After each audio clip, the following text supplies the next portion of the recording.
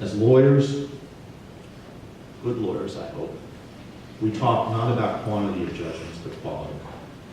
The idea of being a trial lawyer is to advance justice, to improve access to the courts, to achieve equality where we can, to protect and foster the Constitution of the United States and the Constitution of the state of North Carolina.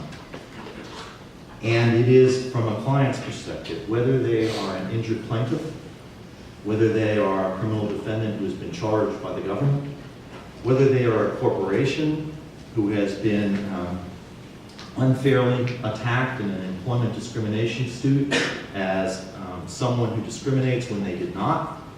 When clients come to lawyers, they seek to restore their dignity, they seek a sense of justice, they seek fairness from their lawyers because they cannot get it in the system if they can't first find counsel who will be there to fight for them.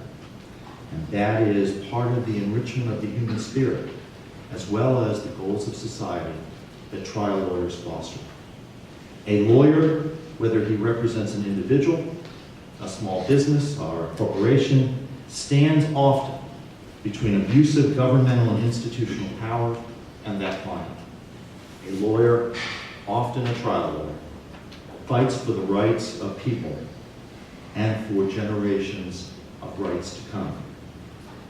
I want to paraphrase, as I close my comments, with a long thought by the late Teddy Koskov, who was former president of the Association of Trial Lawyers of America in the 1960s.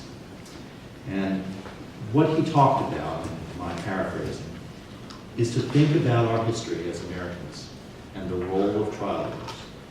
And if you think about that, you would see, certainly, a Philadelphia lawyer who undertook the defense of a newspaper publisher to protect the publisher's right to print what he chose, free from censorship and from governmental interference, and his name was Alexander Hamilton, and he was a trial lawyer. And you would see a patriot and subsequent leader of the American Revolution representing a British soldier, Captain Preston, during a political trial that arose out of the Boston Massacre in Massachusetts before the Revolution, and his name was John Adams, and he was a trial lawyer. And you would see many lawyers drafting a document declaring this country's independence from tyranny and brutal rule by a king who no longer had the interests of his subjects at heart. That document was the Declaration of Independence. And you would see a brilliant man become the third president of the United States, the primary author of that declaration, and a primary figure in the Constitutional Convention and in the Bill of Rights, the basis of American freedom, and his name was Thomas Jefferson, and he was a trial lawyer. And you would see a man exhorting the battle cry of the Republic, "Give me liberty or give me death," and his name was Patrick Henry, and he was a trial lawyer. And you would see a man, very tall and gaunt and morose, with tears in his eyes, dedicating this nation to the principle of equal justice for all and willing the reunification after an intense and brutal civil war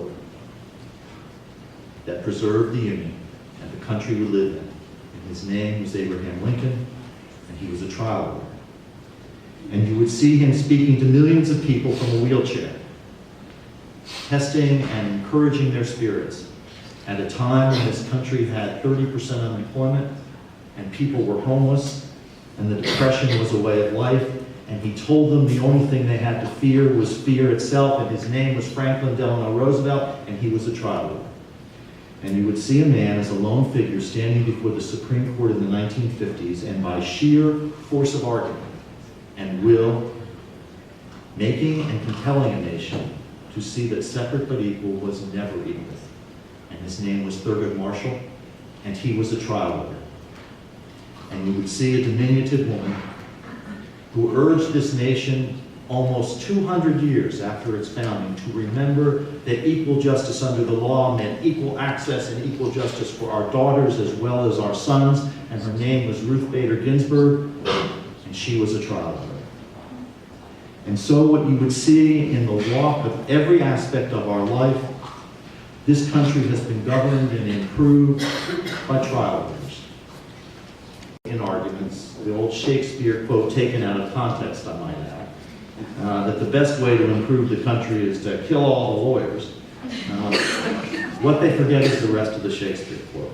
And what Shakespeare talked about was if in fact you want a society free from democratic rule and run by chaos, then kill all the lawyers. A little different. And so what I would tell you is what you have learned, I hope, aside from all of the critical thinking and problem-solving skills and all of the rules of evidence and all of the rules of procedure and all of the teamwork and collaboration and all of the good skills that you have, what I hope you have also learned, and what I hope that we leave you with in this program above all else, is that it is lawyers and trial lawyers who have created an honorable profession, whose sole job it is in our society to help create a stable society, a society where equal justice is the rule, and a society of fairness which allows democracy to flourish. And if you've learned those skills, then we have done our job. I wish each of you incredible luck tomorrow. North Carolina has had a great history in this program, and I thank you for all of the time, all of the energy it takes to do this, to get to this point, and for your coaches and parents, faculty coaches, and lawyer coaches who have brought you here. Best of luck.